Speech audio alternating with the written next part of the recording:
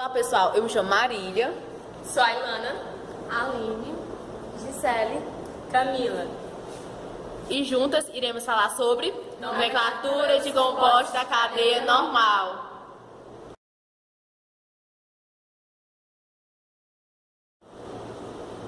Olá! Para entender melhor a nomenclatura dos compostos de cadeia normal, primeiro vamos saber o que é uma cadeia normal. A cadeia normal ela só ocorre quando há carbonos primários e secundários, ou seja, vai depender da forma que aquele carbono está ali naquela cadeia carbônica.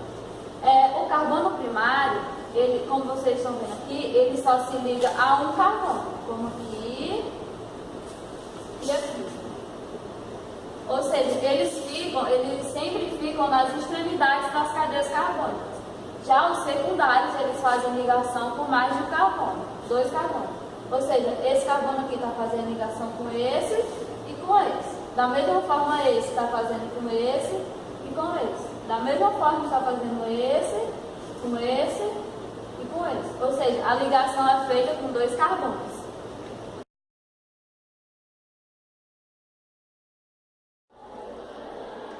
Bom, gente, dando continuidade, a gente vai falar agora um pouco sobre a nomenclatura dos compostos de cadeia normal.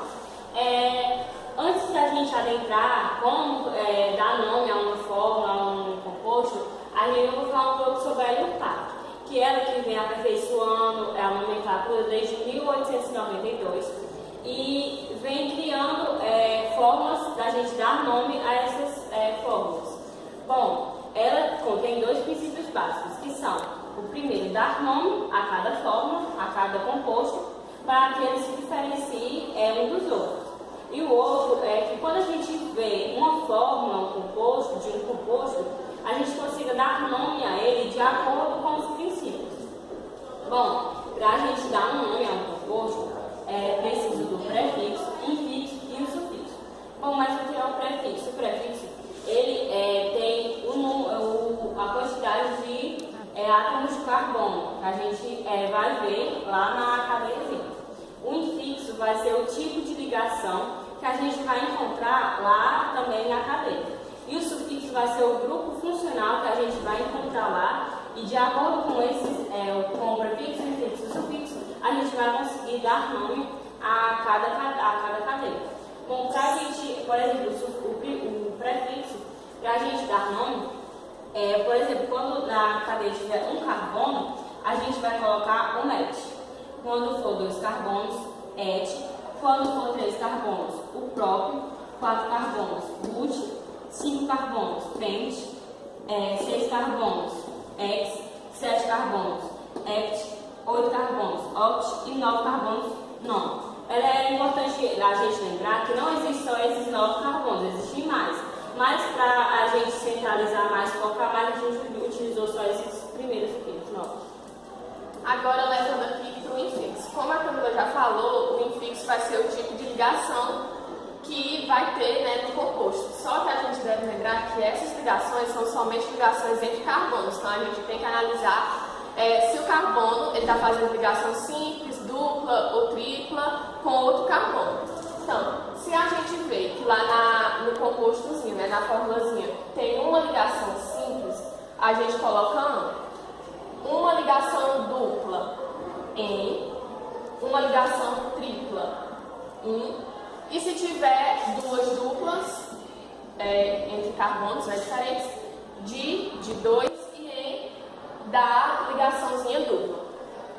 Então, gente, o sufixo ele vai ser um pouquinho, digamos, mais complexo, porque a gente vai precisar conhecer, pelo menos que seja um pouquinho dos grupos funcionais, porque esse sufixo ele vai depender do grupo funcional. Então a gente vai conhecer um pouquinho aqui de alguns grupos funcionais, só que é importante lembrar que não existem apenas esses grupos funcionais, mas a gente vai focar neles. Então, começando pelo hidrocarboneto. O hidrocarboneto, para a gente identificar no composto, ele vai ser um composto que tem ligações apenas entre hidrogênio e carbono, então bem simples. Se lá tiver carbono e hidrogênio ligados, a gente já sabe que é um hidrocarboneto. E para a gente formar o nome desse hidrocarboneto, a gente vai usar o prefixo, o infixo e na finalizaçãozinha o O, que é a terminação. Por isso mesmo que é bem importante a gente saber a terminação de cada grupo funcional, porque ela vai ser muito importante na hora da gente colocar um nomezinho. O álcool. O álcool tem um grupo hidroxila, que é esse aqui, ligado a um carbono saturado. Mas o que é esse carbono saturado? É aquele que faz apenas ligações simples, ó, como vocês podem ver. Bom, e para a gente conseguir dar nome a essa cadeiazinha do álcool, a gente vai colocar o prefixo, o infixo e a terminação do álcool, que é a cadeia, nesse caso é do álcool, é o OL no final, O. Então, gente, o éter ele vai ser um pouquinho mais complicado do que o hidrocarboneto e o álcool, porque ele vai precisar de, digamos que a gente sabe um pouquinho mais coisas. Não vai ser simplesmente colocar ali o prefixo, que é o número de carbonos, o infixo, que é a ligação, e a terminação. Não, existem outras coisinhas também. Mas antes vamos saber, né, o que é o éter. O éter ele vai ter ligações entre oxigênio e carbono. E para a gente colocar o nome, vai ser a cadeia simples mais a cadeia complexa. Na cadeia simples vai ter o prefixo mais oxi, que a gente vai colocar lá, e na cadeia complexa vai ser o prefixo, o infixo, mais o O, a terminação. Então a gente vai juntar a cadeia simples mais a complexa. A gente, só lembrando, ó, uma coisa que eu esqueci de falar, que esse oxigênio ele vai estar entre carbonos, ó, como vocês podem ver aqui na fórmula. Então, vocês devem estar se perguntando, né, como que eu vou diferenciar a cadeia simples da cadeia complexa? Então, o que a gente vai fazer? A gente vai se atentar primeiramente para o grupo funcional, que a gente já sabe que aqui vai ser esse oxigênio, né, porque ele está entre os carbonos. Então, a gente vai ver o que vem antes do oxigênio e o que vem depois. Então, aquela cadeia que tiver o menor número de carbonos, ela vai ser a mais simples. Então, aqui no caso, é essa. Essa, como tem mais quantidade de carbonos, ela vai ser a cadeia mais complexa. Então, a gente vai, né, ver quantos carbonos, primeiramente, tem na cadeia simples, que vai ser o prefixo. Aqui, no caso, é só um, então vai ser MET. E a gente vai, junto com o MET da quantidade de carbonos, colocar OX. Depois, analisando a cadeia simples, a gente também vai fazer a mesma coisa, a complexa, desculpa. Então, contar a quantidade de carbonos. Então, a gente coloca o infixo, que vai ser o tipo de ligação, e o Ozinho, que vai ser a finalização. Levando aqui para o aldeído. O aldeído ele vai ter também um grupo carbonila, que é esse, ligado ao hidrogênio. Bom, para a gente conseguir formar um nome, vai precisar do prefixo, do infixo e da terminação ao, no final. Cetona. A cetona, ela vai ter também um grupo carbonila, só que dessa vez ele vai estar entre carbonos. Então, se a gente dessa forma, a gente tem que se atentar que é uma cetona. E o nome, para a gente conseguir dar o nome, a cetona, né? O prefixo, o infixo mais o ona, que é a terminação própria da cetona. Ácido carboxílico. O ácido carboxílico, ele vai ter também um grupo carbonila, só que esse grupo carbonila vai estar ligado a outro grupo, que é o hidroxila, que é esse aqui. E para a gente colocar o nome, né, a gente vai pegar o ácido, mais o prefixo, mais infixo, mais óico, que é a terminação própria do ácido carboxílico. Então, bom, gente, agora a gente vai colocar em prática tudo aquilo que as meninas explicaram para vocês. É uma questão, vamos ver a questão. Considere as substâncias abaixo. A substância 1, CH3, CH2OH. A substância 2, CH3, CH2, COOH. Substância 2, 3, agora CH3, CH2, CH2, CO, CH3. Então, a nomenclatura e o PAC de 1, 2 e 3, respectivamente, a gente tem as opções. E o que é que essa questão quer? Que a gente dê a nomenclatura de acordo com a IUPAC, que foi tudo que as meninas explicaram para vocês sobre a questão do prefixo, sufixo, infixo, sufixo. E a gente vai colocar em prática agora. A gente tem as opções, mas a melhor coisa a se fazer, antes de quando a gente vê uma questão dessas, é a gente decompor a substância. Por exemplo, a gente tem a substância 1 é essa. Então, se a gente fragmentar, fazer por partes, fica bem mais fácil a gente adquirir o nome desse tipo de composto. Porque, por exemplo, CH3 significa o CH3 que o carbono está fazendo 3 ligações com o hidrogênio. Então, tá?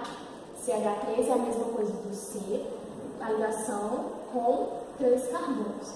A gente sabe que o carbono é 3 ligações com hidrogênio. A gente sabe que o carbono é tetravalente, né? Então ele faz uma ligação com o carbono, como diz aqui. Ele faz uma ligação com o carbono e esse carbono ele faz mais 2 ligações com o hidrogênio. CH2 significa isso. Então ele faz mais 2 ligações com o hidrogênio e esse mesmo carbono, ó, vocês podem ver que ele já fez 3 ligações, não falta uma ligação. Ele faz uma ligação com o OH, que é a hidroxila. Então como é que a gente faz para dar um nome? Primeiro a gente vai fazer o prefixo. O prefixo é o quê? A quantidade de carbonos da cadeia. Então a gente tem 2 carbonos. Quando a gente tem 2 carbonos, a gente diz que é et. Et. Depois do et vem o infixo. O infixo é o quê? É a insaturação. E no caso, a gente não tem insaturação, a gente tem a cadeia saturada. Então as ligações são simples, é an. E como a gente pode ver, é a presença do carbono fazendo uma ligação com a hidroxila. E isso é comum no grupo do álcool. Então, no álcool, a gente coloca, quando a gente tem essa função, a gente coloca O. Então, o nome desse composto aqui é etanol. Et, porque são 2 carbonos. An, são a ligação simples, não há saturação. E O, porque é a presença da hidroxila, que é comum no grupo funcional do álcool. E a gente, quando é o álcool, a gente acrescenta o O no final. Agora a gente tem a substância 2. Vamos lá. CH3, CH2, COOH. Vamos lá. CH3, como a gente falou, como eu falei antes, é a mesma coisa de carbono ligar, fazendo 3 ligações com o hidrogênio. CH2 quer dizer que esse carbono está ligado a esse, fazendo 2 ligações também com hidrogênio. E vai fazer ligação com outro carbono. Bem, esse COOH quer dizer o quê? Que ele faz ligação com o oxigênio e esse carbono também faz ligação com a hidroxila. A gente vê que esse carbono aqui ele fez 3 ligações. E se a gente colocar mais uma ligação aqui, a gente vai perceber que isso aqui é comum ao ácido carboxílico. Esse grupo aqui funcional é o ácido carboxílico. Então, como é que vai ficar o nome? A gente tem 3 carbonos, então a gente coloca própeno.